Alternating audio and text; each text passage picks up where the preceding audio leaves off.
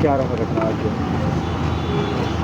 देखिए, जो एक प्रारंभिक रूप से सूचना प्राप्त हुई थी कि थाना नैनी क्षेत्र में मामा भांजा चौकी के पास में कुछ लोगों द्वारा गोली चलाई गई है।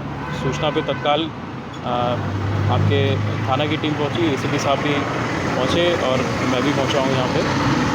इसमें जो प्रथम दृष्टया जो तथ्य हैं वो इस प्रकार से हैं कि दो पक्षकारों के बीच में आपस में किसी एक लैंड डिस्प्यूट को लेकर के तहसील इत्यादि की टीम बुलाई गई थी और तहसील इत्यादि की जो टीम थी, रेवेन्यू की जो टीम थी, उनके इंटरवेंशन के पश्चात दोनों पक्ष अपना अपना इशू लेकर के यहाँ चौकी के पास में सामने वाले रोड पे पहुँचे थे।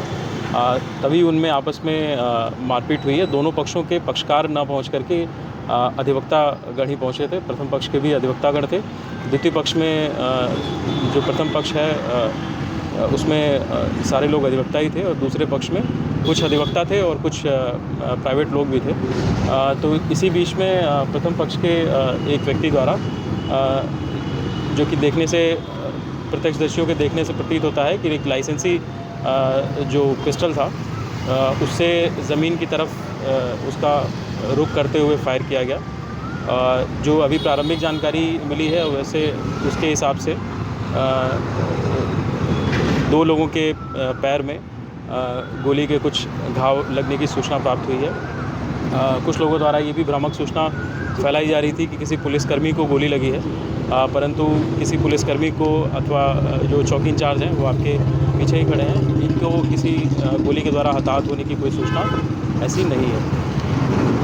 इसमें जो दोनों पक्ष हैं उनका जिनके भी इसमें चोट इत्यादि लगी है उनका मेडिकल कराया जा रहा है।